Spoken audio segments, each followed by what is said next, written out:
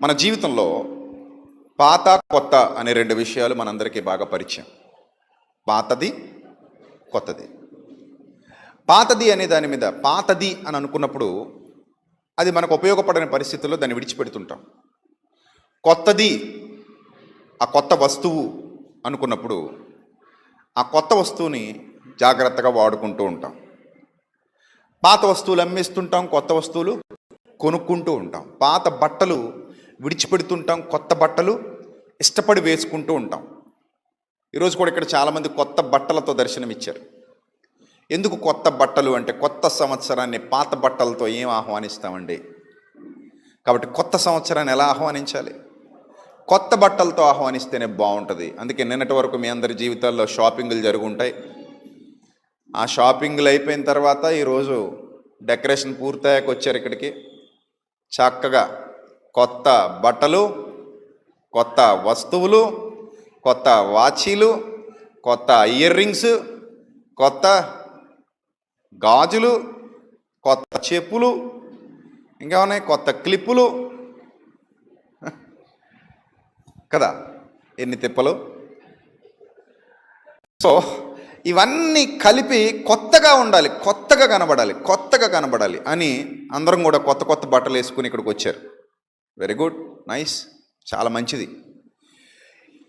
క్రొత్తదానికి ఎప్పుడు విలువ కదా, క్రొత్తదానికి ఎప్పుడు విలువ ఉంటుంది.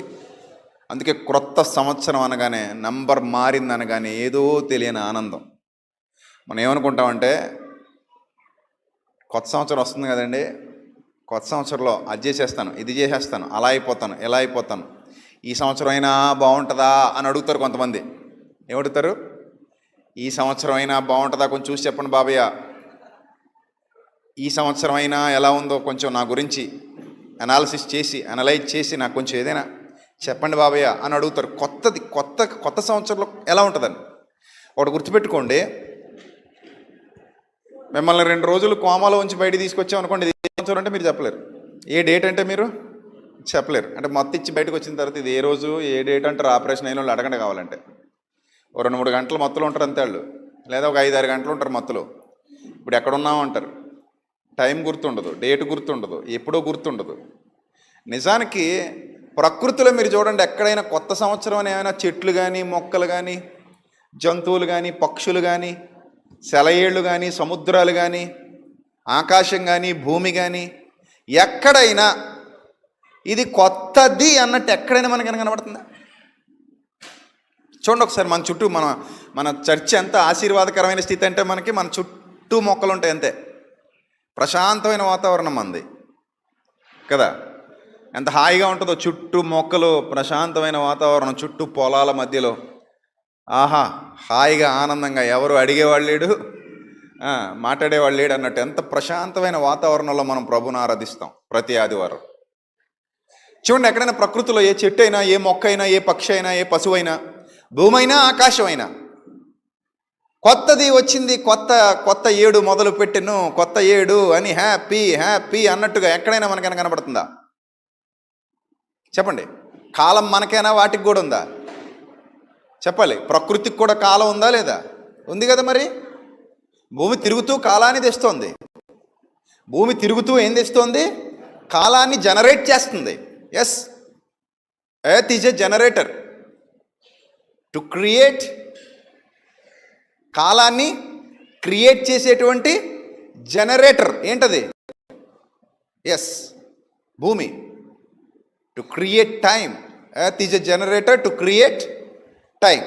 సో ఈ సమయాన్ని, కాలాన్ని జనరేటర్గా జనరేట్ చేస్తున్న భూమి తాను ఉత్పత్తి చేస్తోంది, కాలాన్ని ఉత్పత్తి చేస్తోంది. భూమి తిరుగుతోంది కాబట్టి కాలం ఉత్పత్తి అవుతోంది. కాలం ఎక్కడ పుడుతోంది అంటే గనక భూమి దగ్గర పుడుతోంది.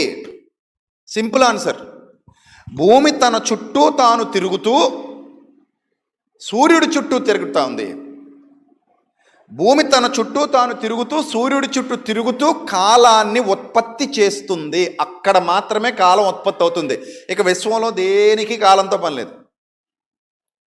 అంటే ఇక విశ్వంలో ఎక్కడా కూడా కాల గణన లేదు. ఎందుకు కాల గణన లేదంటే, ఎక్కడ మనుష్యులు ఉంటారో అక్కడ మాత్రమే కాల గణన. ఎక్కడ మనుషులు ఉండరో అక్కడ కాల గణనతో పని లేదు.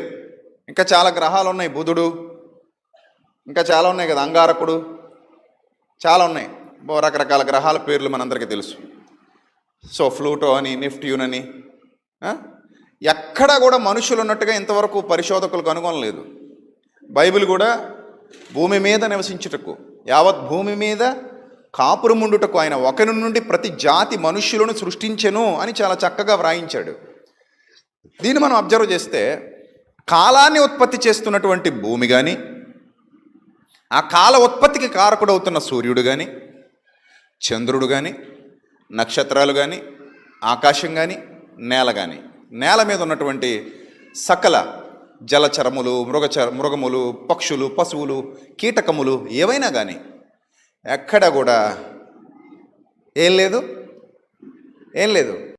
సెలబ్రేషన్ లేదు. మరి ఎక్కడుంది? మనలో ఉంది, మన హృదయాలలో ఉంది, మన ఆలోచనల్లో ఉంది, మన ఆలోచనల్లో ఉంది. ఇప్పుడు మీకు కొత్త ఏడు వచ్చింది కాబట్టి హ్యాపీ, ఈ సంవత్సరం మారాలి, ఈ సంవత్సరం ఏదో చెయ్యాలి అనే ఫీలింగ్స్ కదా, తప్పులేదు. కానీ ఆ నిర్ణయం తీసుకోవటానికి మనకి డిసెంబర్ 31 వరకు వెయిట్ చేయాలా? నవంబర్లో కొత్త నిర్ణయాలు తీసుకోలేమా? ఆగస్టులో కొత్త నిర్ణయాలు తీసుకోలేమా? తీసుకోవచ్చు. మేలో తీసుకోలేమా? చెప్పండి, తీసుకోలేమా? కొంతమంది అంటారు కదా, ఈ డిసెంబర్ 31 వరకేనండి, తర్వాత మారిపోతానని అంటాడు. ఏమైపోతాడట? డిసెంబర్ 31 వరకేనట, తర్వాత మారిపోయి బ్యాప్టిజం తీసేసుకుంటాడట. అంటే బ్యాప్టిజం తీసుకుని మారడానికి ఎంతవరకు టైం ఉందట ఇతనికి? డిసెంబర్ 31 వరకు టైం ఉందట. అబ్బా. ఆహా, ఎప్పుడైనా మీకు గుండెపోటు వచ్చినప్పుడు డిసెంబర్ 31 వరకేనండి భరించేస్తానండి, తర్వాత చేయించుకుంటానండి ఆపరేషన్ అని ఎవడని అంటాడా? ఎవరన్నారు? గుండెపోట్లకి ముహూర్తాలు ఉండవు. ఇదిగో మా ఆయన గారు గుండెపోటు వచ్చింది, ఏ ముహూర్తానికి చేయించమంటావు అని ఏమైనా ఫోన్ చేస్తారా? ఎక్కడైనా చూసారా? ఉండదు. ఇక మా ఆవిడకి అపెండిసైటిస్ ఆపరేషన్ చేయించాలి, 24 గంటల నొప్పి వచ్చింది, ఏ ముహూర్తానికి చేయించమంటావు ఏంటి అని ఏమైనా చేస్తారా ఫోను? అలాంటి వాటికి ఫోన్లు ఉండవు. వెంటనే లగెత్తికి వెళ్ళిపోవడమే, ఉన్నదంతా అలా వదిలేసి ఎక్కడక్కడ పడేసి, తిన్నావా తినలేదా, ఇంటికి తాళాలు వేసావా ఏ లేదా, ఏముండవు. ఇంకా తీయండి రా బాబు బండి, పరిగెత్తండి, ఉరుకులు పరుగులు. ఎందుకంటే ప్రాణం పోతుంది కాబట్టి.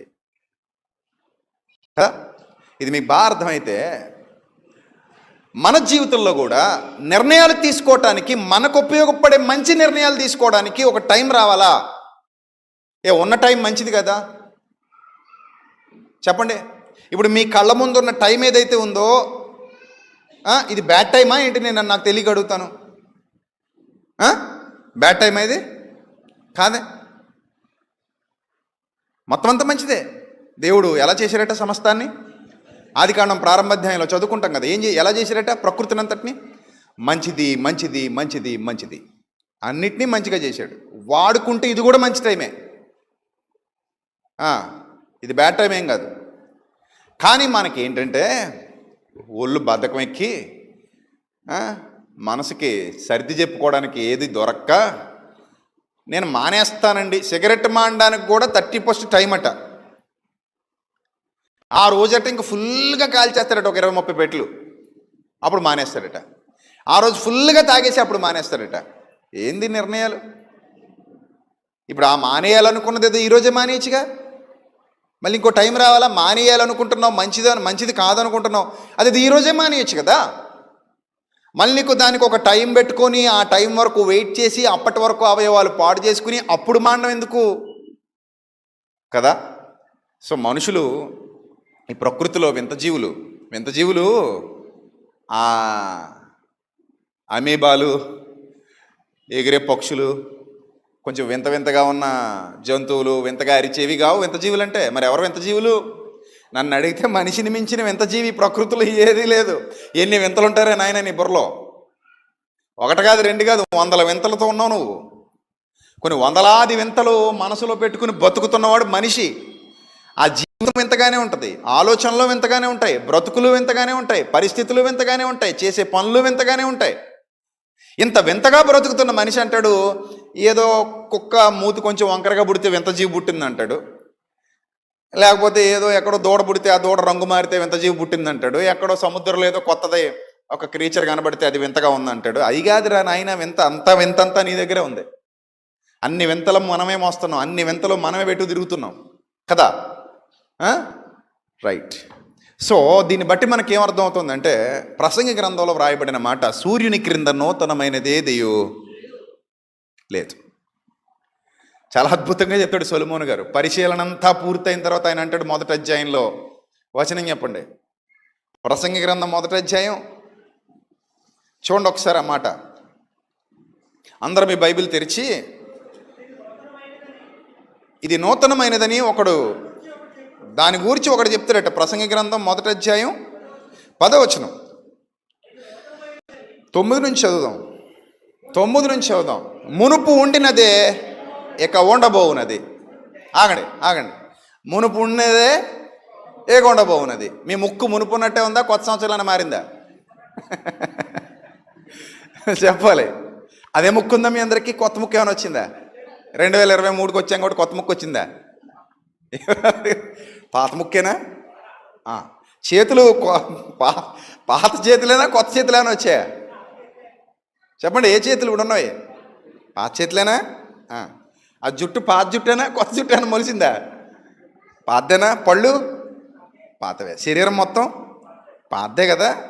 పక్కనున్న మీ పిల్లలను సరి చూడండి, కొత్త పిల్లలైనా వచ్చారా పాత పిల్లలైనా? ఆ పిల్లలే కదా, ఆ భార్యే కదా, ఆ భర్తే కదా, ఆ అమ్మాయి కదా, ఆ నాన్నే కదా, ఆ ఇల్లే కదా, ఆ జీవితమే కదా. ఇప్పుడు ఆ ఊరే, ఆ పరిసరాలే, ఆ వాతావరణమే. ఏం మారింది?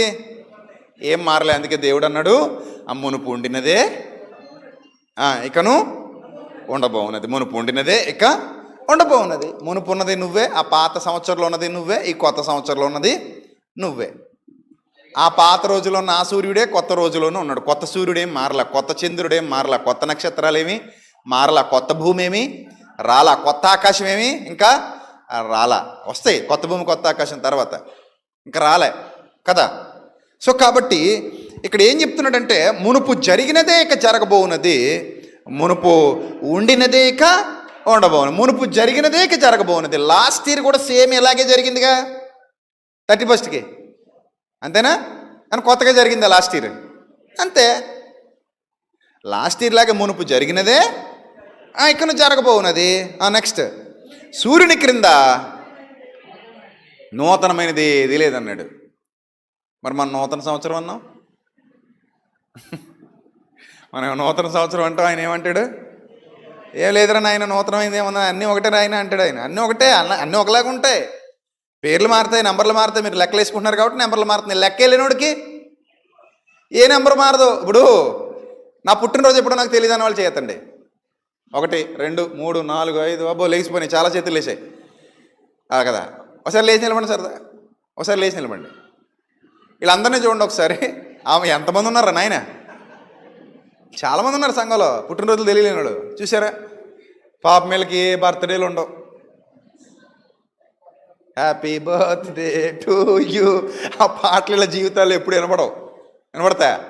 ఎందుకు వినపడవు పాపం వీళ్ళ జీవితాలు ఆ పాటలు? డేట్ తెలియదు, వీళ్ళు ఎప్పుడు పుట్టారో తెలియదు, ఎప్పుడు పుట్టేశారు, అంతే బతికేస్తున్నారు అలాగా. అంటే వీళ్ళకి అన్ని రోజులు ఒకటే. కూర్చోండి, అన్ని రోజులు ఒకటే వీళ్ళకి. ఏ రోజు వచ్చినా ఏదో రోజు పుట్టుంటానులే, మా అమ్మ ఎప్పుడు కందాం మరి నాకు తెలీదు. అన్ని రోజులు ఒకటే వీళ్ళకి. కానీ మనకు మాత్రం ఒక డేట్ వచ్చినప్పుడు ఈరోజు నా బర్త్డే అనుకుంటాం. బర్త్డే సెలబ్రేట్ చేసుకుంటున్నాం మనం. చేసుకునేవాడికి బర్త్డే, చేసుకోలేనివాడికి ఏ డే లేదు, ఇంకా బోర్డే. అది బీడే కానీ బోడిడే అంటే బోడి అంటే ఏమి లేదని అర్థమైందా? సో బర్త్డే కాస్త వీళ్ళ జీవితాల్లో ఏమైంది? ఏమీ లేని దినం అయింది. కాబట్టి ఇంక నూతనమైంది ఏది రాయన అంటే ఏమీ లేదు నాయన, అంతా ఒకటే. అలా ఆలోచించేవాడికి ఏమీ లేదు, మనకు మాత్రం ఏదో ఉంది కదా. అందుకే దేవుడు అన్నాడు, సూర్యుని క్రింద నూతనమైనది ఏదియూ లేదు నాయన, ఇది నూతనమైనదని ఒక దాని గురించి ఒకడు చెప్తాడు. ఎవడో వస్తాడు, వచ్చి మీకు విషయం చెప్తాడు. ఇందాక నేను చెప్పినట్టు హ్యాపీ న్యూ ఇయర్ అంటాడు. మళ్ళీ చెప్పేటప్పుడు కూడా ఒక రకమైన ఎక్సైట్మెంట్తో చెప్తాడు. మెల్లిగా హ్యాపీ న్యూ ఇయర్ అంటాడా? మరేమంటాడు? ముఖం పెద్దది చేసి నోరు పెద్దదిగా సౌండ్ గట్టిగా హ్యాపీ న్యూ ఇయర్ అంటాడు. అప్పుడు మనం కూడా అదే రేంజ్లో మనం కూడా హ్యాపీ న్యూ ఇయర్ అంట. అదే అంటున్నాడు ఇక్కడ దేవుడు. ఒకడు వస్తాడు, ఏమంటాడట? ఇది నూతనమైనదని ఒక దాని గురించి ఒకడు చెప్పును, అది మనకు ముందుండిన తరములలో. ఇలా గాలి తీసేస్తే ఎలాగండి ఈయన? ఇలా గాలి తీసేస్తే మనం ఏం సెలబ్రేట్ చేసుకుంటాం చెప్పండి? మరి మనం సెలబ్రేట్ చేసుకోవాలంటే ఈయన మనకు కొంచెం ఏదో గాలి కొట్టాలి కదా. అదియును మనకు ముందుండిన తరములలో ఉండినదే. అది కూడా అంతే నాయన, ఇది వరకు కూడా జరిగిపోయింది నాయన. ఇది ఇలాగా నేను పైనుంచి చూస్తాను కాబట్టి నాకు అన్నీ క్లియర్గా కనబడతాయి నాయన. మీరు కిందన తిరుగుతారు కాబట్టి మీకు ఏమీ సరిగా కనబడవు నాయన. అది కూడా ఇందు ముందున్న తరములలో ఉండినదే.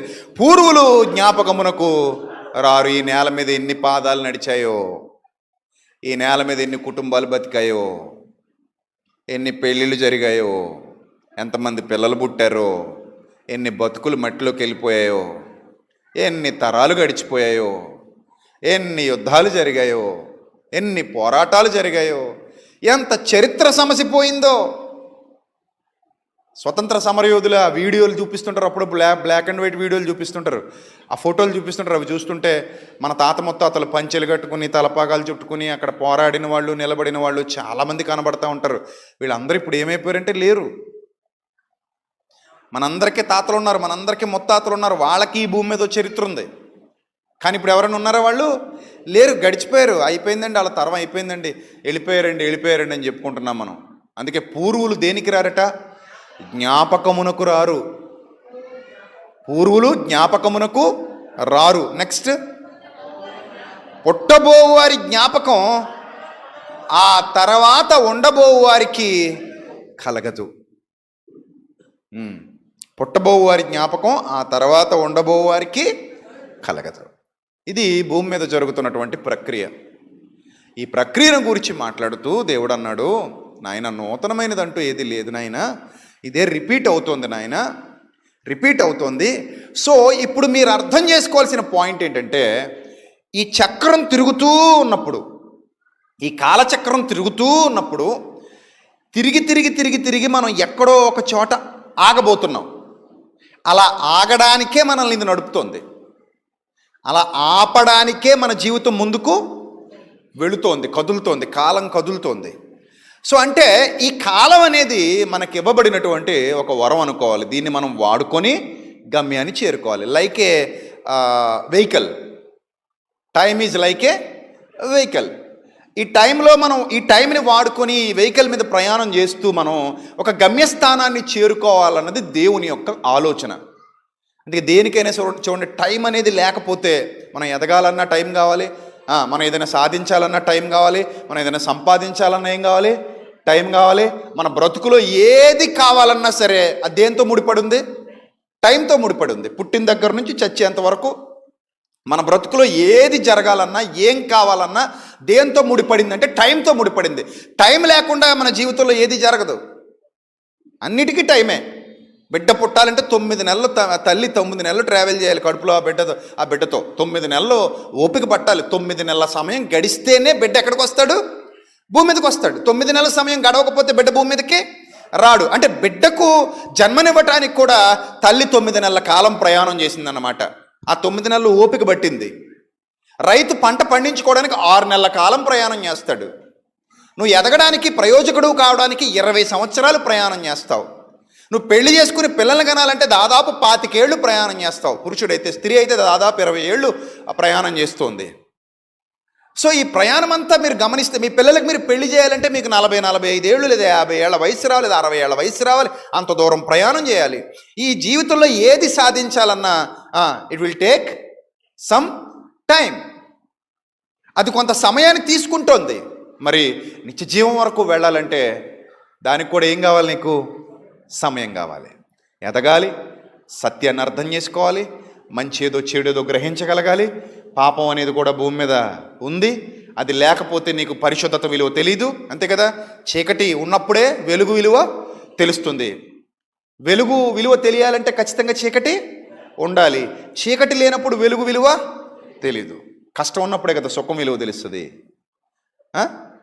కష్టం ఉన్నప్పుడే కదా సుఖం విలువ తెలుస్తుంది. ఈరోజు కష్టపడ్డావు, రేపొద్దున సుఖపడేటప్పుడు ఓహో ఇలా కష్టపడ్డాను కాబట్టి ఈరోజు ఏమవుతున్నాను, సుఖపడుతున్నాను. కష్టం ఉన్నప్పుడే సుఖం విలువ తెలుస్తుంది. ఇన్ ద సేమ్ వే చీకటి ఉన్నప్పుడే వెలుగు విలువ తెలుస్తుంది. పాపం చేసిన వాడే పరిశుద్ధత వైపు అడుగులేయగలుగుతాడు. ఎస్, తప్పు చేసిన వాడే, బురదలో పడ్డవాడే ఎలా బురదలో పడకూడదో నేర్చుకుంటాడు. తప్పటడుగు పడ్డవాడికే ఎలా కరెక్ట్గా అడుగులు వెయ్యాలో తెలుస్తుంది. జీవితంలో ఒడిదుడుకులు ఎదుర్కొన్న వాడికే, ఇబ్బందులు ఎదుర్కొన్న వాడికే ఎలా ఉన్నతంగా ఎదగాలో తెలుస్తుంది. నిజమే, దావీదు తన జీవితంలో పడిపోకుండా ఉండుంటే అంత గొప్ప పశ్చాత్తాపంతో కూడిన కీర్తన, ఆ తర్వాత ఆయన అద్భుతమైన బ్రతుకు ఉండకపోయేది. నిజమే, ఆయన తప్పు, ఆయన జీవితంలో జరిగినటువంటి ఆ తప్పు ఆయనకు ఒక మెట్టులా ఉపయోగపడింది ఆ తర్వాత కాలంలో.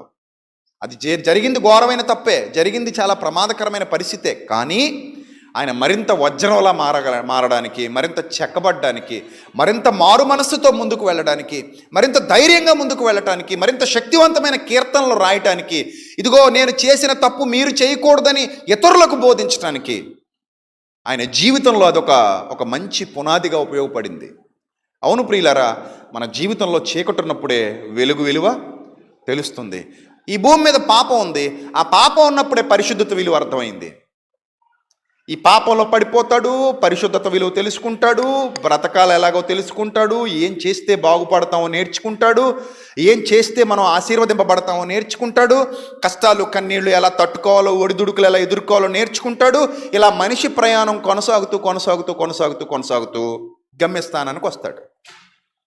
ఇక్కడ మీరు గమనించాల్సిన పాయింట్ ఏంటంటే, అక్కడే ఒక డోర్ ఉంటుంది. ఈ డోర్ ఏంటంటే, డోర్ అనేది మరణం. డోర్ పేరేంటి? మరణం. మరణం అనే డోర్ దగ్గరికి మనందరం వెళ్ళి నిలబడతాం. లైన్లో వెళ్తాం ఒకళ్ళ తర్వాత ఒకళ్ళు. మరణం అనే డోర్ దగ్గరికి వెళ్ళి మనందరం నిలబడతాం. ఈ మరణం అనే డోర్ దగ్గరికి వెళ్ళి మనందరం నిలబడిన తర్వాత అక్కడ ఆ మరణం అనేటువంటి ఆ డోర్ దగ్గర అయితే ఒక గమ్యాన్ని నిర్దేశించుకున్న వాళ్ళం అవుతాం, లేకపోతే మరో గమ్యాన్ని నిర్దేశించుకున్న వాళ్ళం అవుతాం. ఈ గమ్యస్థానాన్ని నిర్దేశించుకోవడం గురించి మనం జాగ్రత్తగా గ్రంథంలో పరిశీలన చేస్తే, ప్రియమైన దేవుని ప్రజలారా, టైంని ఎవరైతే అనుకూలంగా వినియోగించుకున్నారో వాళ్ళ గమ్యం ఒకటి అవుతుంది. ఈ టైంని వేరే విధంగా వినియోగించుకున్న వాళ్ళ గమ్యం మరొకటి అవుతుంది. అంటే మనం చేసిన ఈ కాల ప్రవాహంలో మనం చేసినటువంటి ప్రయాణాన్ని బట్టి మన గమ్యం ఆధారపడి ఉంటుంది. ఒక మాట మీకు చెప్పనా, చాలాసార్లు చెప్పాను, మళ్ళీ చెప్తాను. ఈరోజు మీరు తీసుకున్న నిర్ణయాలు ఏవైతే ఉన్నాయో బాగా వినాలి. ఈరోజు మీరు తీసుకున్న నిర్ణయాలు ఏవైతే ఉన్నాయో అవి రేపు అవుతాయి మీ జీవితంలో. రేపటి మీ జీవితం అవుతాయి అవి. ఏమ రైట్ ఆర్ రాంగ్? గతంలో మీరు తీసుకున్న నిర్ణయాలే ఈ రోజున్న మీ జీవితం. నమ్ముతారా నమ్మట్లేదా? నమ్మాలి. గతంలో మీరు తీసుకున్న నిర్ణయాలే ఈరోజు మీరు కలిగి ఉన్న జీవితం. ఇంకో మాట చెప్పనా, ఈరోజు మీరు తినే ఆహారమే రేపటి మీ ఆరోగ్యం. మంచి పాయింట్. ఈరోజు మీరు తినే ఆహారమే రేపటి మీ ఆరోగ్యం. ఈరోజు మీరు చెడు ఆహారం తిన్నారనుకోండి, రేపటి మీ ఆరోగ్యాన్ని మీరే ఏం చేస్తున్నారు? పాడు చేస్తున్నారు. క్యాన్సర్లు ఎప్పుడు ఒకేసారి రావు, ఎయిడ్స్ ఎప్పుడు ఒకేసారి రాదు. వచ్చేది వెంటనే నీకు వచ్చిన వెంటనే ఎయిడ్స్ వచ్చే అలాంటి ఏమి ఉండవు, క్యాన్సర్ వచ్చేయడం ఏమి ఉండదు, గుండె జబ్బులు కూడా ఒకేసారి రావు. మరి ఎప్పుడు వస్తాయి? కాల ప్రవాహంలో తినగా తినగా తినగా లోపల కూర్చగా చెడు పేరుకుపోగా మెల్లిగా ఏమవుతుంది? పాడవుద్ది. ఏ వస్తువైనా ఒక్క రోజులో వెంటనే పాడైపోద్దా కదా? వాడగా వస్తువు ఏమవుతుంది? పాడవుతుంది. అలాగే ఈరోజు తీసుకున్న మీ నిర్ణయాలు రేపటి మీ జీవితాలు. ఈరోజు తీసుకున్న మీ నిర్ణయాలే రేపటి మీ జీవితాలు. కాబట్టి ఈ కాలం అంతా తీసుకున్న నిర్ణయాలు మరి ఈ 60 ఏళ్ళు 70 ఏళ్ళు తీసుకున్న నిర్ణయాలు మన భావి జీవితాలు, ఆత్మీయ జీవితాలు ఏమనుకోకండి. నాస్తికులు నమ్మరు, వదిలేయండి. మనం ఆస్తికులం, దైవ భయం కలిగిన వాళ్ళం, విశ్వాసులం. మనకు తెలుసు ఆత్మీయ జీవితం ఉంది. ఆత్మగా ఒక అనంత లోకానికి వెళ్ళవలసిన పరిస్థితి ఉంది. ఆత్మగా నేను ఒక ఉన్నతమైన లోకానికి వెళ్ళబోతున్నాను, అక్కడ నేను యుగయుగాలు ఉండబోతున్నాను, అది నా జీవితం. మరి ఆ జీవితానికి పునాది నేడు నేను వేసుకుంటున్నటువంటిదే. ఈరోజు నేను తీసుకున్న నిర్ణయమే రేపటి నా జీవితం. ఈనాటి నా ఆలోచన రేపటి నా జీవితం. కష్టపడి చదువుకున్నాను, మంచి ఉద్యోగం సంపాదించి. తండ్రి చాలామంది తల్లిదండ్రులు పిల్లలతో చెప్తారు, ఏమంటారు తెలుసా? అరే చిన్నప్పుడు మా అమ్మ నాన్న చెప్పేవారా చదువుకోమని, నేను అప్పుడు వినలేదురా అంటారు. అన్నారా లేదా? అంటారా? అంటారు. నేను అప్పుడు వినలేదురా, వినుంటే బాగుపడేవాడిని వినలేదురా, నువ్వైనా నా మాట వినరా అంటారు. ఎందుకు ఆ మాట అంటున్నారంటే, నేటి నీ నిర్ణయమే రేపటి నీ జీవితం కనుక. నేటి నీ నిర్ణయమే రేపటి నీ జీవితం కనుక. సరే, ఇది నీకు బాగా అర్థమైతే ఈరోజు నువ్వు ఒక మంచి నిర్ణయం తీసుకుంటే, నేను దేవుని కొరకు బ్రతకాలి అని నిర్ణయం తీసుకున్నావు అనుకుందాం కాసేపు, రేపటి నీ జీవితం గమ్యస్థానానికి దగ్గర అవుతుంది. నేను లోకం కొరకే బ్రతకాలి అని ఒక నిర్ణయం తీసుకుందాం అనుకున్నాం ఈరోజు, రేపటి నీ జీవితం దేనికి దగ్గర అవుతుంది? నిత్య నాశనానికి దగ్గర అవుతుంది. సో ఎప్పుడు కూడా ఆలోచనను చిన్నగా చూడకండి. ఒక బలమైన ఆలోచన విత్తనం లాంటిది. ఒక ఆలోచన భూమిలో పడింది అంటే, ఆ విత్తనం పడింది అంటే ఏమవుతుంది? మోక్షం అవుతుంది. ఇన్ ద సేమ్ వే నువ్వు ఈరోజు తీసుకుంటున్నటువంటి ఆ భక్తి జీవితపు నిర్ణయమే రేపటి నీ ఆత్మీయ జీవితపు అభివృద్ధికి కారణం. ఈరోజు నువ్వు తీసుకుంటున్న పతనావస్థకు కారణమైన ఒక చెడ్డ నిర్ణయమే రేపటి నీ భవిష్యత్తు తిరోగతికి కారణం. తిరోగతి. సో కాబట్టి వ్రాయబడిన ప్రతి మాట జాగ్రత్తగా అర్థం చేసుకుంటే నూతనమైనది ఏదీ లేదు. కానీ ఈరోజు మనకి ఏదైతే ఉందో అది మనకు చాలా ఇంపార్టెంట్. ఈరోజు మనకి ఏదైతే దొరికిందో అది చాలా ఇంపార్టెంట్. సో ఈరోజు నేను చాలా హ్యాపీగా ఉండాలి, ఈ క్షణాన్ని నేను ఎంజాయ్ చేయాలి. ఈ క్షణాన్ని నాకు అనుకూలంగా మలుచుకుంటే నేను ఎంజాయ్ చేస్తున్నట్లు లెక్క. ఈ క్షణాన్ని నాకు అనుకూలంగా కాకుండా ప్రతికూలంగా మలుచుకుంటే నేను ఎంజాయ్ చేస్తున్నట్టు కాదు. చాలామంది మేధావులు, గొప్ప వాళ్ళు, ప్రపంచంలో ఉన్నత స్థితికి ఎదిగిన వాళ్ళు ఉంటారు. వాళ్ళందరూ కూడా అప్పటికప్పుడు సడన్గా గొప్పోళ్ళు అయిపోలేదు. వాళ్ళ జీవితాల్లో హార్డ్ వర్క్ ఉంది, వాళ్ళ జీవితాల్లో శ్రమ ఉంది, వాళ్ళ జీవితంలో కష్టాలు ఉన్నాయి, కన్నీళ్ళు ఉన్నాయి, శోధనలు ఉన్నాయి, ఇరుకులు ఉన్నాయి, ఇబ్బందులు ఉన్నాయి. వాటన్నిటిని భరించారు. ఒక గమ్యానికి చేరాలని మంచి బాటలు తమ జీవితంలో వేసుకున్నారు. ఈరోజు ఉన్నత శిఖరాల మీద నిలబడ్డారు. అది నైట్ వచ్చేసినటువంటి స్టార్డమ్ కాదు. ఒక్క రాత్రిలో గొప్పోళ్ళు అయిపోయిన వాళ్ళు కాదు వాళ్ళు. అది అవిశ్రాంత కృషి, అవిశ్రాంత దీక్ష, పట్టుదల, ఓర్పు, సహనం, నిందలు, అవమానాలు, వీటన్నిటిని భరించి వాళ్ళు నిలబడ్డారు. కాబట్టి ఈరోజు వాళ్ళ జీవితాలు అంత అందంగా మనకు కనబడుతున్నాయి. అంత అందంగా కనబడుతున్న జీవితాల వెనక ఎంతో కష్టం ఉంది, అంత అందంగా కనబడుతున్న జీవితాల వెనక ఎంతో శ్రమ ఉంది. ఇది మనకు బాగా అర్థమైతే నేటి సమయమే రేపటి మన భవితకు పునాది అన్న వాస్తవం తెలుస్తుంది. నేడున్న సమయమే రేపటి నీ భవితకు పునాది. ఎందుకో చెప్పమంటావా? సమయం గడిచే కొలది అది నాశనానికే వెళతా తప్ప అభివృద్ధికి వెళ్ళదు. ఏదైనా సరే, నేను ఒకళ్ళింటికి ప్రార్థన చేయడానికి వెళ్ళినప్పుడు, మీటింగ్కి వెళ్ళినప్పుడు, అక్కడ కుక్క ఉంది. పాపం నడవలేకపోతుంది, నిలబడలేకపోతుంది. చూడగానే ఏంది ఇది అంటే ముసలిదండి అన్నాడు. ఏంటట? ముసలి కుక్క. ఇన్నాళ్ళు మట్టు మీ దగ్గర 15 ఏళ్ల నుంచి మా ఇంట్లోనే ఉంటుందండి, ముసలిది అయిపోయింది అన్నట్టు. అంటే కొన్ని రోజులకి అది ఏమైపోద్ది? చనిపోద్ది. విత్తనం అప్పుడు ఫ్రెష్గా ఉంది, మొక్క అయింది, మహావృక్షం అయింది, పెద్దదైంది. కొన్నాళ్ళకి ఏమవుద్ది? చచ్చిపోద్ది. ప్రకృతిలో ప్రతిదీ నాశనం అయిపోతుంది. ఎవ్రీథింగ్ ప్రతిదీ నాశనం అయిపోతుంది. అలాగే మానవ జీవితం కూడా ఒకరోజు ఏమవుతుంది? నాశనం అవుతుంది. నిజమే కదా? మన శరీరంలో ఆల్రెడీ మార్పులు వచ్చాయి. రాలేదు మీ శరీరంలో మార్పులు? వచ్చాయి, వస్తూనే ఉంటాయి. కొంచెం జాగ్రత్తగా ఉన్నవాడు కొంచెం తొందరగా అవడు. ఇంకిష్టం వచ్చినట్టు ఏది పడితే అది నోట్లో తోసేసి డస్ట్బిన్లో పడేసేవాడు తొందరగా పోతాడు.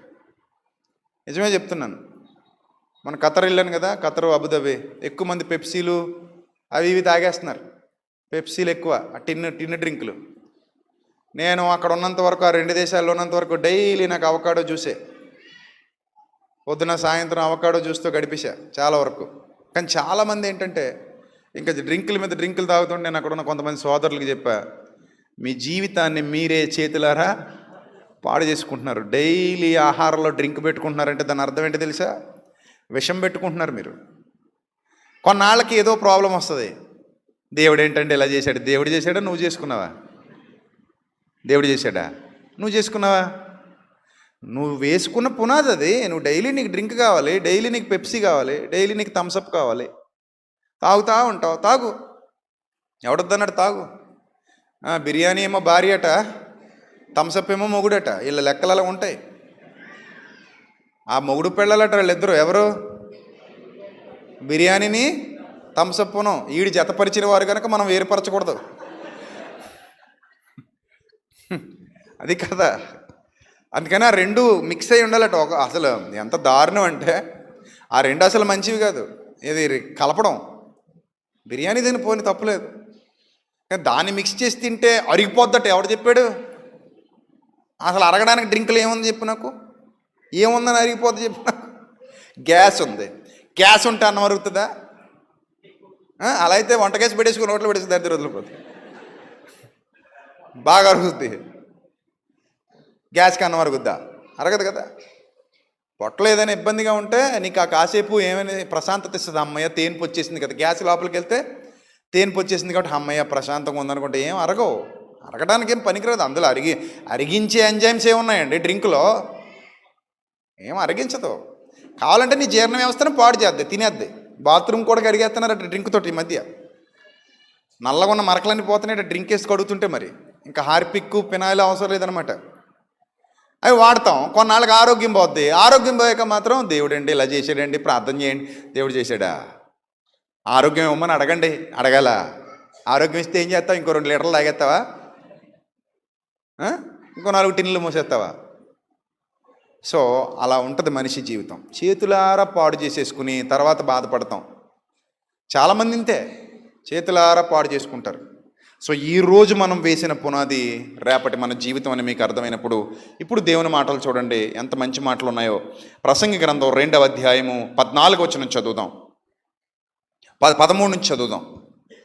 ప్రసంగి గ్రంథం 2వ అధ్యాయము 13 నుంచి చదువుదాం. అంతటా చీకటి కంటే వెలుగు ఎంత ప్రయోజనకరమో, చీకటి కంటే వెలుగు ఎంత ప్రయోజనకరమో, బుద్ధిహీనత కంటే జ్ఞానము అంత ప్రయోజనకరమని నేను తెలుసుకుంటేనే. Wow, what a wonderful word! ఎంత అద్భుతమైన మాట. చీకటి కంటే వెలుగు ఎంత ప్రయోజనకరమో, బుద్ధిహీనత కంటే జ్ఞానము అంత ప్రయోజనకరమని నేను తెలుసుకుంటేనే. జ్ఞానికి కన్నులు తలలో ఉన్నాయి. అంటే మనం ఎక్కడైనా వెళ్ళాలంటే ఏముండాలి? లైట్ ఉండాలి. లైట్ ఎక్కడుందంటున్నాడు దేవుడు? నీ బుర్రలో ఉందంటున్నాడు. బుర్రలో లైట్ వెలగకుండా చేతిలో లైట్ వెలిగిన ప్రయోజనం లేదు. లైట్ ఎక్కడ వెలగాలి? బుర్రలో వెలగాలి. అందుకే జ్ఞానికి కన్నులు ఎక్కడున్నాయట? తలలో ఉన్నాయి. బుద్ధిహీనుడు ఇంకా ఎక్కడ నడుస్తున్నాడు? చీకట్లో నడుస్తున్నాడు. నీ తల్లో లైట్ వెలిగితే యు ఆర్ గ్రేట్. నీ తల్లో బల్బు వెలిగిందో లేదు చూసుకో. జ్ఞానికి కన్నులు తలలో ఉన్నాయి, బుద్ధిహీనుడు ఇంకా ఎక్కడ నడుస్తున్నాడు? చీకట్లో నడుస్తున్నాడు. నువ్వు జ్ఞానివైతే ప్రతి సమయాన్ని సద్వినియోగం చేసుకో. 2 విషయాలు మన కళ్ళ ముందు ఉన్నాయి. 1 శారీరకంగా ఎదగాలి, 2 ఆత్మీయంగా ఎదగాలి.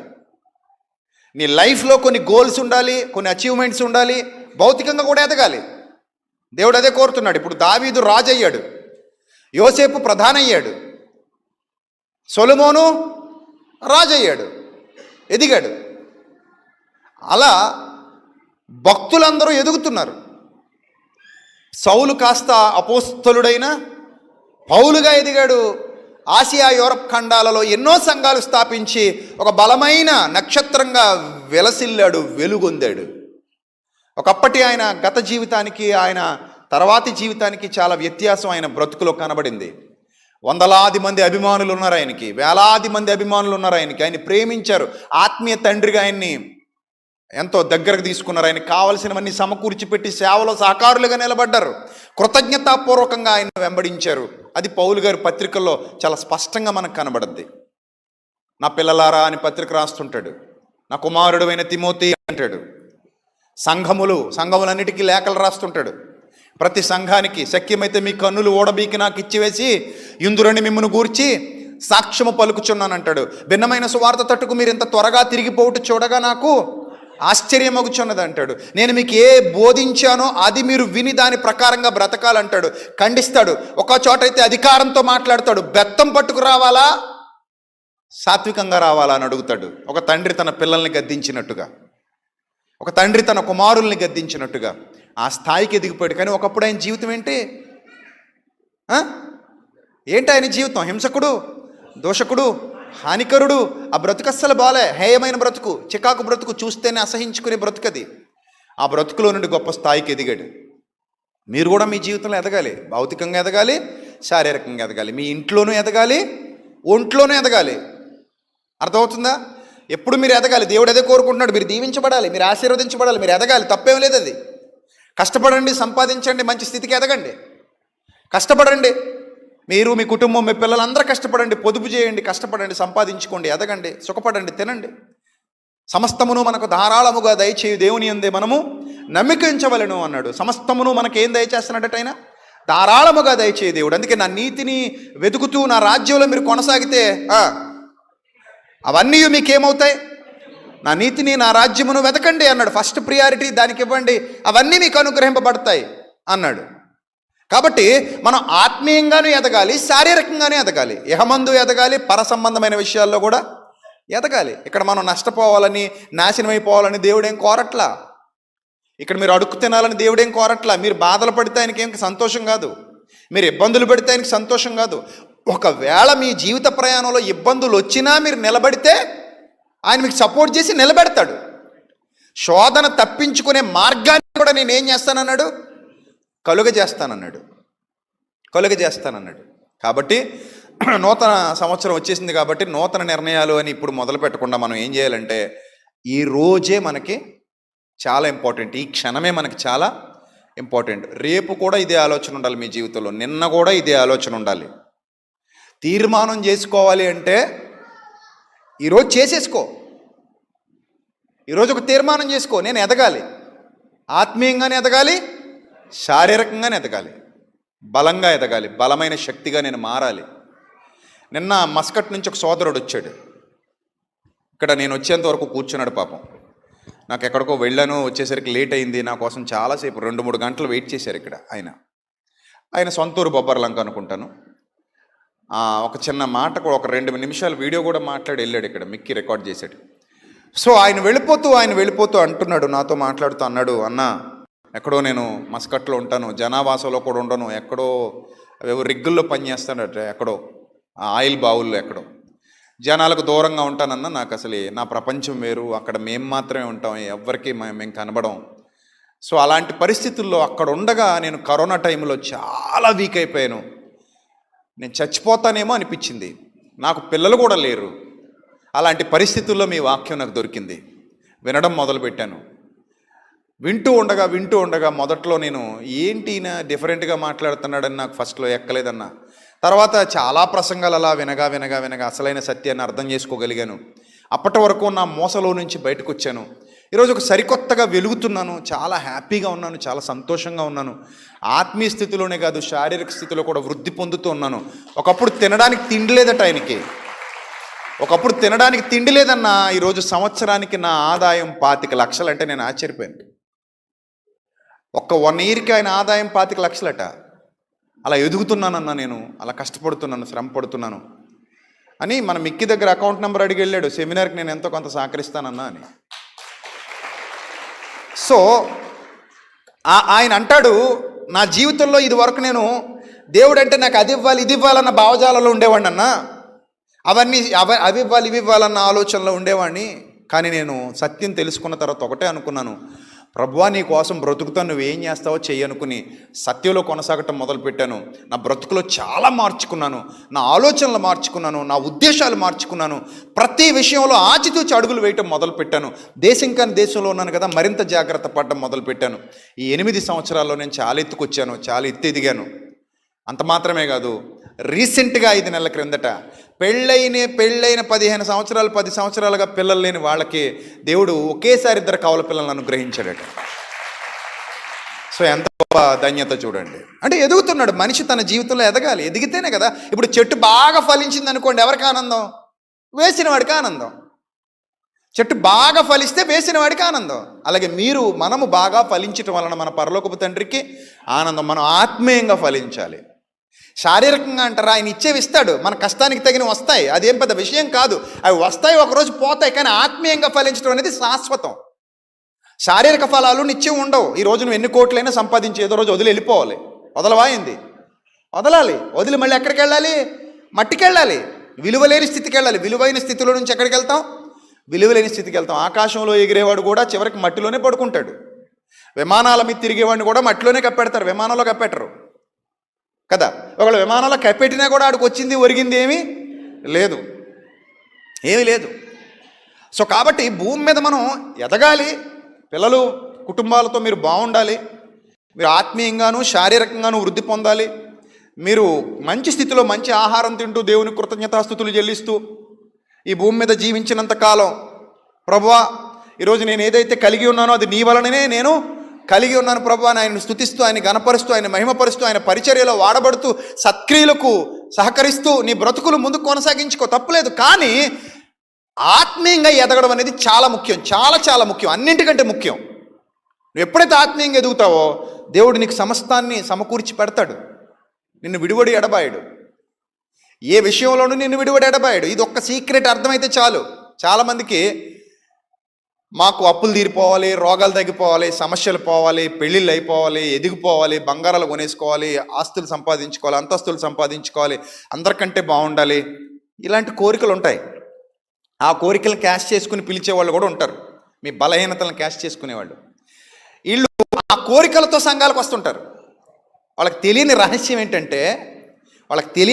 ఏంటంటే ఆ కోరికలతో నువ్వు దేవుని సన్నిధికి వస్తే అవి నీకు తీరకపోవచ్చు. కానీ నువ్వు సత్యాన్ని పట్టుకుని నీతిని వెంటాడుతూ ఆయన రాజ్యంలో కొనసాగితే నీ అక్కర్లేంటి ఆయన వెతకటం మొదలు పెడతాడు ఆయన. అది కావాలా, ఇది కావాలా చెప్పండి. నువ్వు నిజంగా సత్యాన్ని పట్టుకుని నిజంగా ఆయన మార్గాల్లో నడుస్తూ ఆయన నీతిని వెతకటం మొదలు పెడితే, ఆయన రాజ్యంలో కొనసాగటం మొదలు పెడితే నీ అవసరాలు ఏంటని ఆయన వెతకటం మొదలు పెడతాడు. అది వాగ్దానం. కానీ మనం అది వదిలేసి మనం ఏం చేస్తున్నాం? ఇవి వెతకటం మొదలెడతాం. ఇవి వెతికితే అవి దొరకవు, అవి వెతికితే ఇవి దొరుకుతాయి. బాగుందా లేదా? ఇవి వెతికితే అవి దొరకవు. ఇప్పుడు నువ్వు లోక సంబంధమైనవి వెతికితే ఆత్మ సంబంధమైనవి దొరకవు. నువ్వు లోక సంబంధమైన వెతుకుతూ మేము దేవుడి సన్నిధికి వస్తామండి, 7 వారాలు వస్తామండి, 70 వారాలు వస్తామండి, అది జరగాలండి, అలా మొక్కుంటామండి, ఎలా మొక్కుంటామండి, గౌరీపట్నం వెళ్ళి తలిచ్చేస్తామండి, లేకపోతే ఇంకొకటి ఏదో చేసేస్తామండి, ఎన్నైనా మొక్కుకో. అవి వెతికితే నీకు ఇవి దొరకవు. ఇవన్నీ వెతకటం వల్ల నువ్వు ఆత్మీయంగా ఎదుగుతావా? సత్యంలో ఎదుగుతావా? ఆయన రాజ్యంలో కొనసాగుతావా? ఆయన ప్రేమ దొరుకుతుందా? ఆయన కృప దొరుకుతుందా? ఆయన దయ దొరుకుతుందా? ముఖ్యంగా రక్షణలో ఎదగగలవా? So prosperity gospel is not a real gospel. Prosperity gospel real కాదు. గాస్పెల్ అనేది ఆత్మ సంబంధమైనది. నువ్వు ఆత్మ సంబంధంగా ఎదగడం మొదలుపెట్టినప్పుడు నీకు అవసరమైనవన్నీ దొరుకుతాయని వాగ్దానం చేశాడు. మీరు పిచ్చుకల కంటే శ్రేష్ఠులు గారా?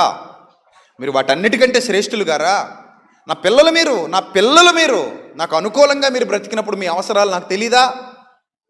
మీరు నాకు అనుకూలంగా బ్రతుకుతున్నప్పుడు మీ కష్టాలు నేను గుర్తించనా? ఇక్కడ ఎంతోమంది ఉన్నారు, వచ్చారా వాళ్ళు? మన శివ వాళ్ళ తాలూకా మావిడాడ నుంచి వస్తారు. వచ్చారు, ఈరోజు రాలేదు వాళ్ళు. వాళ్ళకి 8 ఏళ్ళుగా పిల్లలు లేరు వాళ్ళకి. అక్కడ ఒక సోదరు వచ్చింది, చాలా బాధపడుతూ వచ్చింది. గత కొన్ని సంవత్సరాలుగా, కొన్ని నెలలుగా మన సంఘానికి వస్తూ వాక్యాన్ని వింటూ ఉన్నారు. నేను వాళ్ళకు ఒకటే చెప్పా ప్రారంభం నుంచి కూడా, అమ్మ సత్యంలో ఎదగండి, మిగిలినవన్నీ మర్చిపోండి. పిల్లలు లేరని ఎందుకు ఏడుస్తావు? ఏడిస్తే పుడతారా? ఏడిస్తే పిల్లలు పుడతారా? నీకు పుట్టరుగా. లేకపోతే కన్నీళ్ళు గార్చేసి రోజు ఇదే పని మీద ఉంటే నీకు పిల్లలు పుట్టేస్తారా? పుట్టరుగా. మరి ఏం చేయాలి? నువ్వు నీ పని చేసుకుంటూ రక్షణను వెంటాడుతూ సత్యంలో ఎదుగుతూ పో, ఆయన రాజ్యంలో కొనసాగు. అలా కొనసాగుతూ అడుగు ఆయన్ని. ముందు వెతకాల్సింది వెతుకు, దొరకాల్సింది దొరుకుద్ది. అర్థమవుతుందా? వెతకాల్సింది వెతికినప్పుడు దొరకాల్సింది సమయానికి దొరుకుద్ది. నువ్వు వెతకాల్సింది వెతకకుండా దొరకాల్సింది దొరకాలంటే అప్పటికే అది దొరకదు. వాళ్ళు ఇంక సత్యంలో కొనసాగుతున్నారు. వాళ్ళతో అన్నాను నేను, ఒకవేళ మీకు పిల్లలు పుట్టకపోయినా, వాళ్ళ మనసులో ఒక బీజం వేసేసాను, మీకు పిల్లలు పుట్టకపోయినా ఎవరైనా దత్తత చేసుకోండి అన్నాను. తప్పే ఉంది, ఎవరికైనా దత్తత చేసుకోండి, మంచిగా పెంచండి. ఎవరో లేనింటి పిల్లలు ఉంటారు, తీసుకోండి, మీ దగ్గర ఉంటే వాళ్ళు అవి పెట్టి పెంచండి. వాళ్ళు పెంచలేకపోతుంటే తీసుకోండి, చక్కగా మీ బిడ్డగా పెంచుకోండి. తప్పే ఉంది, ఏ బిడ్డ అయితే ఏముంది, బిడ్డే కదా, మీ బిడ్డగా పెంచుకోండి, చిన్న బిడ్డలు ఎక్కడ దొరికితే. ఇలాగే నేను సలహా ఇచ్చి చక్కగా ప్రార్థన చేద్దాం, ధైర్యంగా ఉండండి, అంతా అయిపోయింది హ్యాపీగా. మొన్న ఒక నెల క్రిందట ఎప్పుడు వచ్చారు, అన్న నేను కన్సీవ్ అయిపోయానన్న అనేసరికి నాకు ఆనందం అనిపించింది. నేను కన్సీవ్ అయ్యానన్న, దేవుడు చాలా మంచి మేలు చేశాడన్న, దేవుడు చాలా గొప్ప కృప చూపించాడు. సో అలాగే ఉంటాయి. ఆత్మ సంబంధంగా నువ్వు బతుకుతూ మొదలు పెడితే శరీర సంబంధమైనవి చాలా చిన్నవి, వాటి గురించి మీరు అసలు ఆలోచించక్కర్లేదు. ఆకాశ పక్షులు చూడు, అవి విత్తవు, కొయ్యవు, కొట్లలో కూర్చుకొనవు, అయినను మీ పరలోకపు తండ్రి వాటిని పోషించుచున్నాడు. మీరు వాటికంటే శ్రేష్ఠులు కారా? నా నీతిని వెతకండ్రా నాయన, నా రాజ్యాన్ని వెతకండ్రా నాయన, అవన్నీ నేను చూసుకుంటానని నేను వాగ్దానం చేసినా కూడా చాలా మందికి ఇంకా బుర్ర పని చేయట్లా. మనం ఎప్పుడు కూడా అప్పుల బాధలా, కుటుంబ సమస్యలా, తీరని రోగాలా అయితే రెండని అనకూడదు. That is not a real gospel. అది ఒక స్వార్థపరుడు స్వార్థం కోసం పిలిచే పిలుపు. అలా ఎవరిని పిలవకండి దేవుని సన్నిధికి అలా రమ్మని. శరీర సంబంధమైన అవసరాల కోసం ప్రభువుని వెతకండి అని పిలిచే పిలుపు అది ఆత్మ సంబంధమైన బోధ కాదు. అది ఎవరు పిలిచినా సరే, ఎంత పెద్ద సేవకుడు పిలిచినా, ఎంత పెద్ద విశ్వాసి పిలిచినా, that is not a real gospel. మరి ఏమని పిలవాలి? ఆత్మ సంబంధమైనవి వెతుకుతూ రక్షణలోనికి రా, మారు మనస్సు పొందు, పాపక్షమాపణ పొందు, ప్రభువును రక్షకునిగా అంగీకరించు, ఆయన్ని హృదయంలోనికి ఆహ్వానించు, దేవుడు నీకు అనుగ్రహించిన రక్షణ భాగ్యాన్ని సొంతం చేసుకో, సత్యంలో కొనసాగు, సత్యానికి స్తంభంగా నిలబడు, సత్కార్యాలు చేయడానికి పూనుకో, ఆయన కొరకు బ్రతకడానికి నిశ్చయించుకో, ఆయన సువార్త భారాన్ని మోయి, ఆయన పనుల్లో వాడబడు, ఎంతకైనా తగ్గించుకో, నేల వరకు తగ్గించుకో. చీపురు పట్టుకోవడానికైనా వెనకాడకూడదు, బాత్రూములు కొడగడానికైనా వెనకాడకూడదు, దేనికైనా సరే వెనకాడక, ఎంతటి కష్టానికైనా వెనుదీయక, ప్రభువా ఇది నీ పరిచర్య, నేను ఇక్కడ సేవకుణ్ణి, నేను దాసుడిని, ఎప్పుడైతే నువ్వు తగ్గించుకుంటూ ఆయన పనిలో కొనసాగుతావో నిన్ను ఎంత ప్రేమిస్తాడో తెలుసా? అప్పుడు అవన్నీ నీకు అనుగ్రహింపబడును. మీ యందు నా మాటలు, మీరు నా యందు మీ మాటలు నిలిచి ఉండిన ఎడల మీకేది ఇష్టమో అడుగుడి, అప్పుడు మీకు అవన్నీ అనుగ్రహింపబడును. సో సత్యంలో కొనసాగుతున్నప్పుడు నీకు ఏ మేలు కొద్దువై ఉండదు. ముందు సత్యాన్ని వెంబడించడం నేర్చుకో, సత్యాన్ని అనుసరించడం నేర్చుకో, సత్యంలో ఎదగడం నేర్చుకో. ఆటోమేటిక్గా అవన్నీ వస్తాయి. అంతే తప్ప అవే కావాలని వస్తే మాత్రం ఇది రాదు. అవే కావాలని వచ్చేవాడికి ఇది వస్తుందా? రాదు. కానీ ఇవి కావాలని వచ్చినోడికి అది వచ్చే అవకాశం ఉంది. ఎందుకంటే ఆయన వాగ్దానం చేశాడు కాబట్టి. మీకు ఏది అవసరమో అది నేను చూసుకుంటాను అన్నాడు. ఇంత సింపుల్ లాజిక్ ఎలా మర్చిపోయారు జనాలు? నాకు అర్థం కావట్లా. ఇంత గొప్ప విషయాన్ని ఎలా మర్చిపోయారు? ఎందుకంటే సువార్త తన దగ్గర లేనివాడు, సత్యం తన దగ్గర లేనివాడు ఏమని బోధిస్తాడంటే, మీకు గవర్నమెంట్ జాబ్ కావాలా అయితే రా మా సంఘానికి వచ్చేయి, మీరు విమానంలో ఎగరాలా అయితే మా సంఘానికి వచ్చేయి, వీసా కావాలా మా సంఘానికి వచ్చేయి, ఇంకా అది కావాలా మా సంఘానికి, రక్షణ కావాలా అని లేదా, సత్యం కావాలా లేదా, నీతి కావాలా లేదా, ఆయన రాజ్యంలో కొనసాగాలా లేదా, ఆయన వాక్యపు లోతులలోనికి వెళ్ళాలా అది లేదా? అది లేనప్పుడు ఇదంతా ఉన్నా వృధా కాదా? ఎస్. అది లేనప్పుడు నా అప్పులు తీరితే ఏంటి, నా రోగం తగ్గితే ఏంటి, నా సమస్య పోతే ఏంటి, నాకేదో ప్రయోజనం కలిగితే ఏంటి, నేను దేవునిలో ఆత్మీయంగా ఎదగలేనప్పుడు నాకు ఎన్నుంటే ఏంటి? లోకంలో ఎంతోమందికి ఉన్నాయి అవన్నీ. వాళ్ళు నశించిపోయినట్టే నేను నశించిపోతాను, నాకేంటి ఉపయోగం? కానీ విశ్వాసంతో ఓర్పుతో నిలబడిన వారు తప్పక విజయం సాధిస్తారు. ఈ నూతన సంవత్సరంలో ఆ పాత రోత ఆలోచన విధానాన్ని వదిలేసి, మాడిపోయిన బల్బులు తీసేసి, మరి ఏం చేయాలి? మీరు కొత్త బల్బులు వెలిగించుకోండి. ఆల్రెడీ చాలామందికి పిలిమెంట్లు రాలిపోయి పనిచేయడం మానేసినాయి. కొత్త బల్బులు వెలిగించుకోండి. జ్ఞానికి కన్నులు ఎక్కడున్నాయట? తలలో ఉన్నాయట. అందుకే అతడు చీకటిలో నడవడట. బుద్ధిహీనుడు ఎక్కడ నడుస్తున్నాడట? చీకటిలో నడుస్తున్నాడట. కాబట్టి మనం ఈ లోకపు ప్రయోజనాల కోసం కాకుండా పరలోకపు ప్రయోజనాలకు ఆలోచించినప్పుడు ప్రభు ఎంత మంచి మాట చెప్తున్నారో చూసి ముగించుకుందాం. చూడండి, మత్తయి సువార్త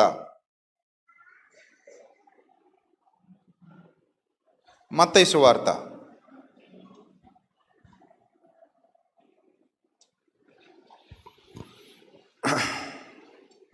18వ అధ్యాయం, క్షమించండి 13వ అధ్యాయం 52వ వచనం. మత్తయి సువార్త 13వ అధ్యాయము 52వ వచనం అందరూ చూడాలి. మత్తయి సువార్త 13వ అధ్యాయం 52వ వచనం. ఆయనందువలన పరలోక రాజ్యములో శిష్యుడుగా చేరిన ప్రతి శాస్త్రి, ఎందులోనట? పరలోక రాజ్యంలో నా నీతిని నా రాజ్యమును వెతకాలి కదా. పరలోక రాజ్యంలో ఎలా చేరావట? శిష్యుడిగా. ఎవరిని చేరమంటున్నాడు? ఆనాడున్న శాస్త్రులు పరిసయ్యుల్లో శాస్త్రిని ఉద్దేశించి మాట్లాడుతున్నాడు. నేను శాస్త్రిని కదా, ధర్మశాస్త్రోపదేశకుణ్ణి కదా, నేను గొప్పోని కదా అనుకోకు. పరలోక రాజ్యంలో నువ్వు శిష్యుడిగా చేరు, నువ్వు శిష్యుడిగా చేరు రాజ్యంలో. ఇక్కడ రాజ్యంలో నువ్వు ఎవరివైనా సరే శిష్యుడివే, శిష్యులుగా మారాలి. ఇక్కడ చాలామంది పిల్లలు వాక్యం చెప్తున్నారు, ఎదుగుతున్నారు. వాళ్ళు ఎదగాలి, ఇంకా ఎదగాలి, కష్టపడాలి, శ్రమ పడాలి.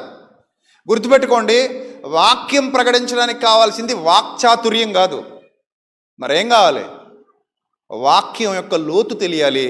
ఆ సబ్జెక్ట్ అవతలి వాని హృదయంలోనికి వెళ్ళి వాడిని బలపరచాలి. అలా నేర్చుకోవాలి బైబిల్. వాక్చాతుర్యంతో గడిపేయచ్చు, అది పెద్ద విషయం ఏం కాదు. చాలామంది వాక్చాతుర్యమే నాకున్న జ్ఞానం అనుకుంటారు. వాక్చాతుర్యం వేరు, వాక్య పట్ల అవగాహన వేరు. గంటల గంటలు కూర్చోబెట్టేసి బయట ఉన్న మోటివేషనల్ స్పీకర్స్ కూడా ఏం చేయగలరు? ప్రసంగం చేయగలరు కదా. కానీ అది కాదు. మనకు ఆత్మ సంబంధమైన స్థితిలో ఎదగాలి అంటే వాక్చాతుర్యం కాదు కావాల్సింది, వాక్శక్తి, వాక్యం పట్ల అవగాహన, అనుభవం, లోతైన జ్ఞానం కావాలి. ఆ స్థితిని మనం సాధించడానికి ఎప్పుడు ప్రయత్నపడాలి. రైట్. ఇక్కడ చూడండి ఏమంటాడు? నువ్వు శాస్త్రివైనా సరే, ఇక్కడ ఎవరు? నువ్వు శిష్యుడివే. నువ్వు శాస్త్రివే కావచ్చు, కానీ ఇక్కడ ఎవరివి? శిష్యుడివే. ఇక్కడ చాలామంది వస్తుంటారు. ఒకరోజు ఒక ఆయన ఎవరో ఎంఆర్ఓ గారు అటు వచ్చారు, పాచర్చి ఉండగా. చెప్పాను కదా ఇదివరకు మీకు. ఆయన వచ్చి కూర్చున్నారు, కబురు పంపించారు. నేను వాకింగ్ చెప్తుంటే ఎంఆర్ఓ గారు వచ్చారు అని చీటి మీద రాసి పంపించారు. చీటి మీద రాసి పంపిస్తే నేను ఇప్పుడు వాక్యం మానేసి ఎంఆర్ఓ గారిని పిలవాల పైకి?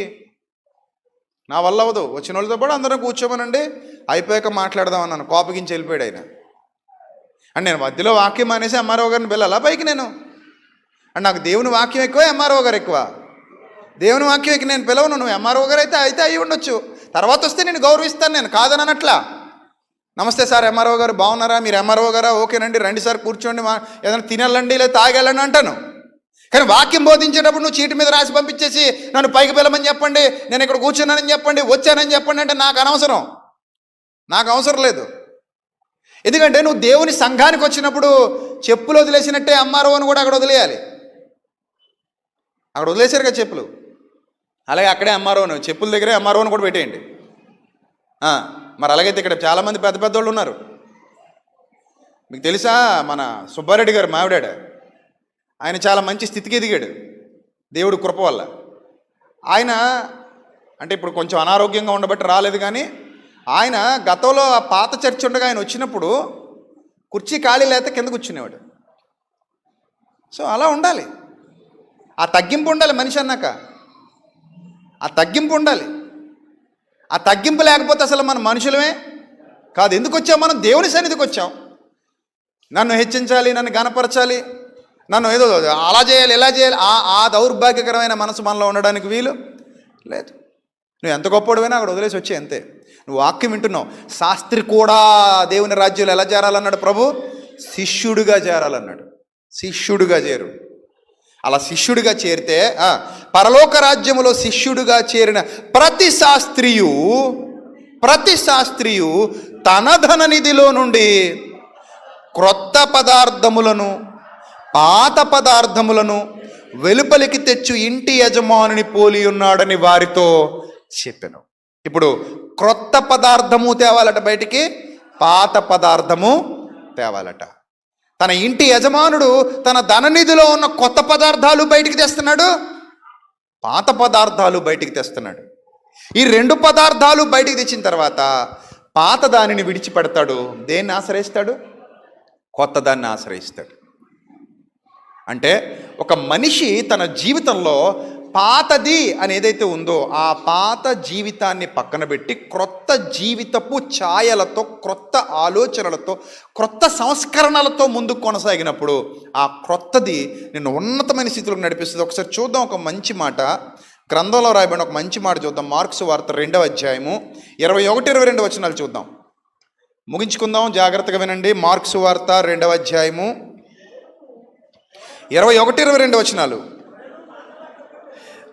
ఎవడును పాత బట్టకు కొత్త బట్ట మాసిక వెయ్యడు.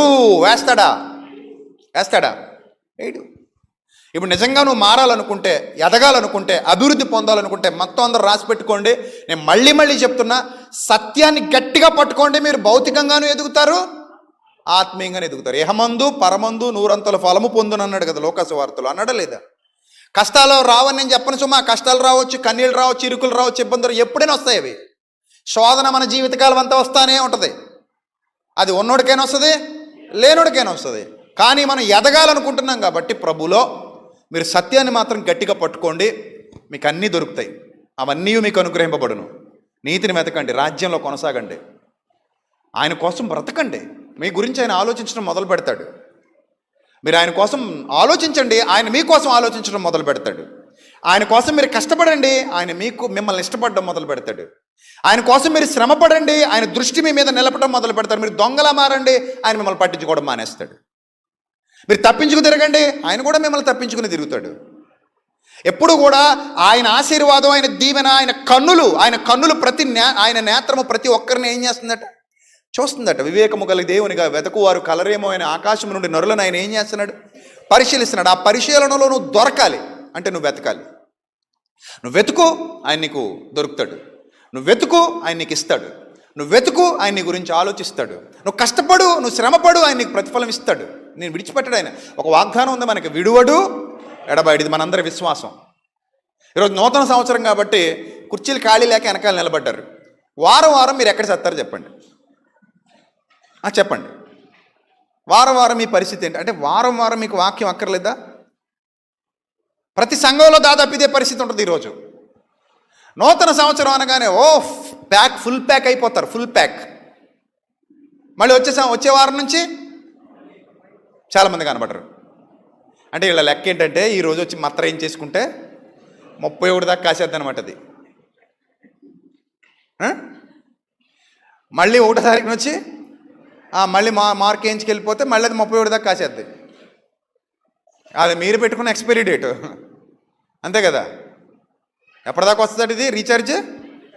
ఈరోజు రీఛార్జ్ చేయించుకుంటే 365 డేస్ రీఛార్జ్ అనమాట ఇది. ఇంకా అప్పటి వరకు unlimited calls, incoming free, outgoing free, messages free, 31వ తారీఖు వరకు అన్లిమిటెడ్. ఎంతేనా రీఛార్జ్? ఆ రీఛార్జ్ అనేది ప్రతి సంఘం దాదాపు ఇలాగే తగలంటారు. జనవరి 1 కదండి ఈరోజు తప్పదండో వెళ్ళాలండో అంటే మొదటి రోజు కదండి, మొదటి వారం కదండి, దేవునికి ఇవ్వకపోతే బాగోదండి. రాత్రికి రాజమండ్రి మండపడి ఎలాగ తగలడతారు నాకు తెలుసు. ఎందుకంటే వాళ్ళు ఏంటంటే వాళ్ళ ఉద్దేశాలు ఎలా ఉంటాయంటే, కొంతమందివి ఈ రోజు కనబడితే దేవుడు సంతోషిస్తాడు. ఆయన నీకొంద రోజులు పిచ్చి ఆయనకి లేదు. ఆయనకు రోజులు పిచ్చి ఉంటే ఈరోజు ప్రకృతిలో ఎన్నో మార్పులు జరిగేవి. అక్కడ కూడా ఆకాశంలో రంగురంగుల ఇంద్రధనుస్సులు కనబడి, ధనుస్సులు ఆ రంగులతో ఆకాశం అంతా అలంకరింపబడి ఉండేది. దేవుడికి నీకున్న పిచ్చి ఉంటేనే. అక్కడ కూడా మందు కాలుపు ఉండేది, మరి పిడుగులు అవి పడి దరిద్రం వదిలేది. ఆ మందు కాలుపు ఏమి లేదు కదా, పైన ఉందా? అక్కడ ఏమైనా మెరుపులు మెరుస్తున్నాయా? లేవు కదా. ఆయనకు రోజులు పిచ్చి లేదు, నీకు నాకే ఉంది రోజులు పిచ్చి. అందుకే మనం మొదటి రోజు కదండి, మొదటి ఆదివారం కదండి, ఈరోజు వెళ్ళాలండి. పదండి తొందరగా పదండి. జనవరి 1 కదా. జనవరి 1 అయితే దేవుని సన్నిధికి వెళ్ళాలి. పదరా, లేవండ్రా పిల్లల్లారా, తొందరగా తయారవ్వండిరా బిడ్డల్లారా అని తీసుకొస్తారు. మిగిలిన రోజులు ఎక్కడ తెచ్చాం మనం? వాక్యం వద్దా మనకి? మిగిలిన రోజుల్లో ఆశీర్వాదం వద్దా? మిగిలిన రోజుల్లో దీవించబడొద్దా? కాబట్టి ఆ బుద్ధి మారాలి మన దగ్గర. ఆ బుద్ధి మారిపోవాలి. అది కరెక్ట్ బుద్ధి కాదు. వాక్యం ఎప్పుడు ప్రతిరోజు మనకి దీవెనకరమైనదే. ఎప్పుడు ఎవరి లైఫ్ ఎలా టర్న్ అవుద్దో ఎవరికి తెలీదు. అది ఏ రోజు అవుద్దో తెలీదు. నీకోసం అది అది మంచి అయినా చెడ్డైనా జనవరి ఫస్ట్ దాకా ఆగదు. ఈరోజు చాలామందికి ఉన్న సెంటిమెంట్ ఏంటంటే కొత్త బళ్ళు ఈరోజే తెస్తుంటారు. కొత్త బళ్ళు, కొత్త వస్తువులు ఈరోజే కొంటుంటారు. కొత్త ఇంట్లోకి దిగుతుంటారు కొంతమంది. కొత్తవి ఏమైనా ఈరోజు మొదలెడుతుంటారు.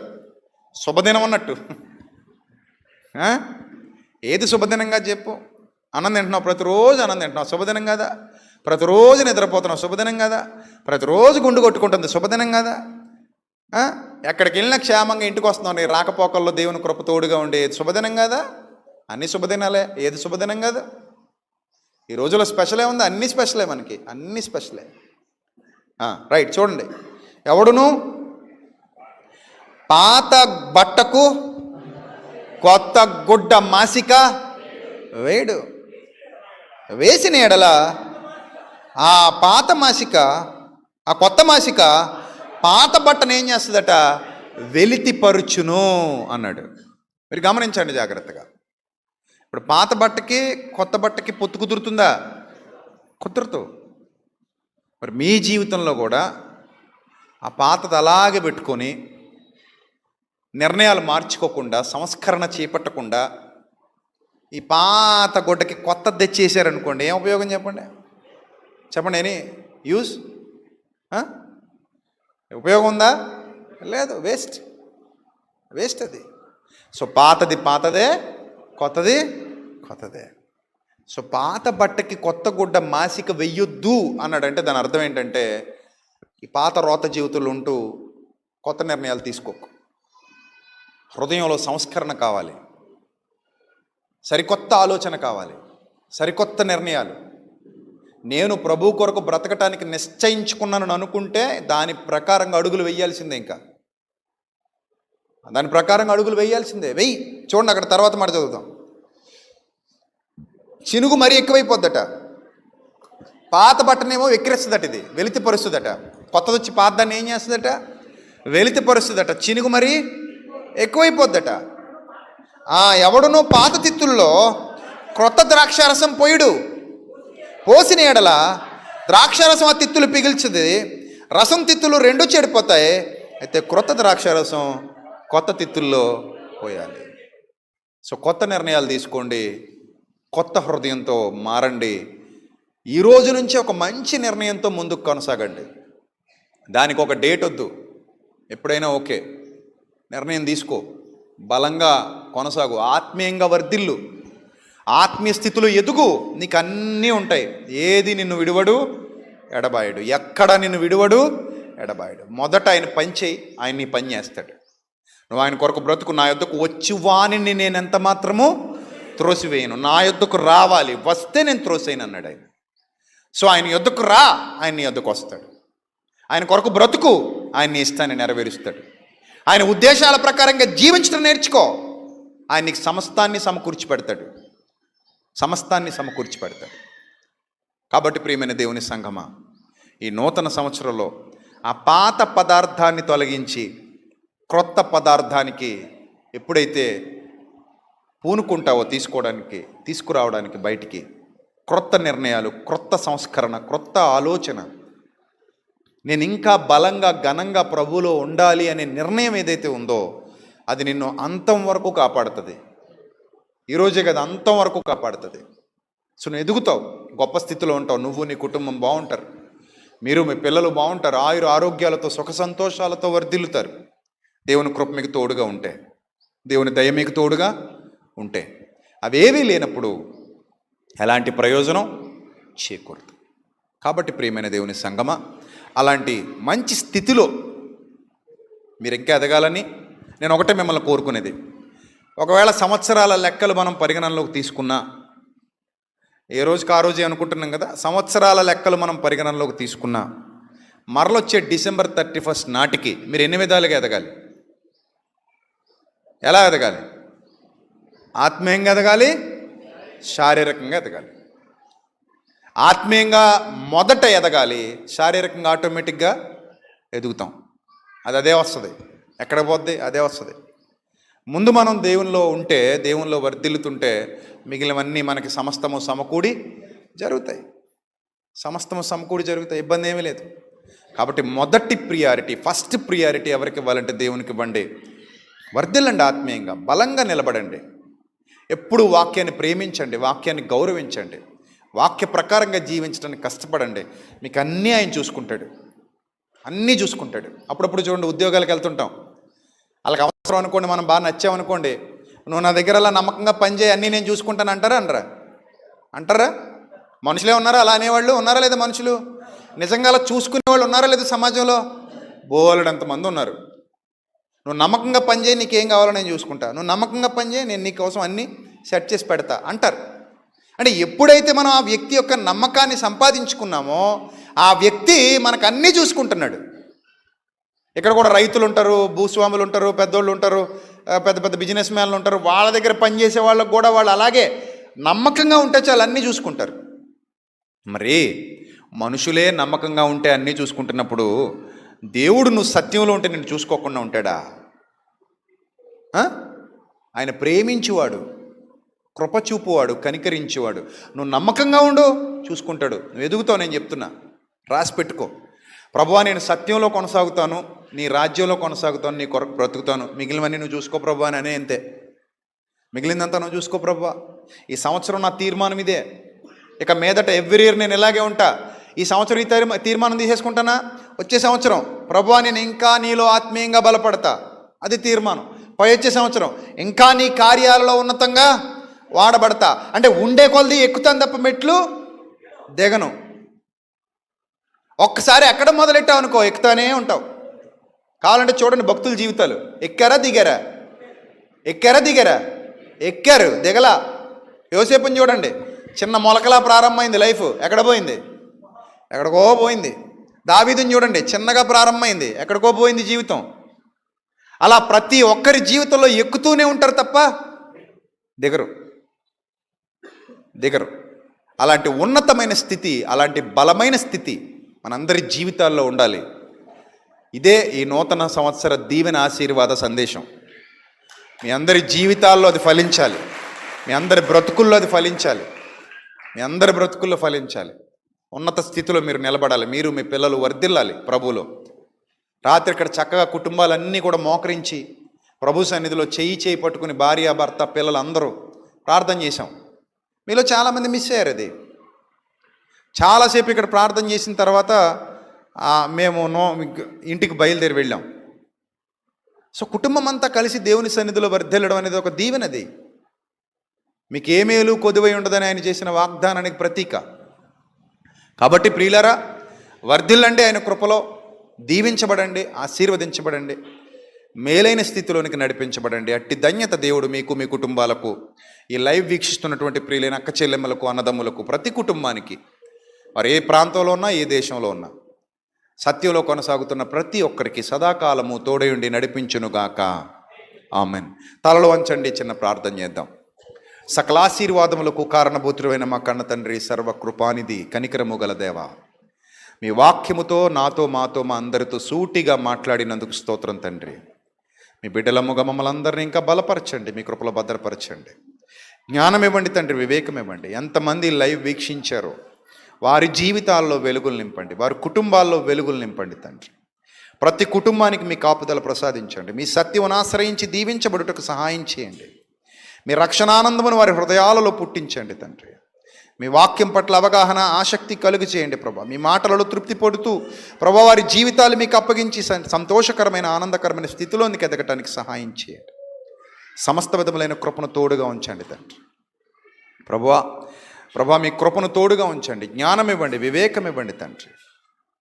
దయగలిగిన దేవా, ఎవరైతే ఈరోజు తండ్రి మిగతా వాటన్నిటిని విడిచిపెట్టి మీ సత్యమును వెంటాడుతానని, మీ సత్యమును వెంబడిస్తానని ప్రభా, మీ రక్షణలో ఎదుగుతానని ప్రభా తీర్మానించుకుంటున్నారు, ఆ తీర్మానాన్ని బలపరచండి తండ్రి. ఆ నిర్ణయాన్ని బలపరచండి ప్రభా. ఆ ఆలోచనే పునాదిగా రేపటి భవిష్యత్తు ఉండటానికి సహాయం చేయండి తండ్రి. అవును ప్రభా, గొప్ప వెలుగు మా కొరకు ఎదురు చూస్తూ ఉంది తండ్రి, గొప్ప వెలుగు మా కొరకు ఎదురు చూస్తూ ఉంది ప్రభా.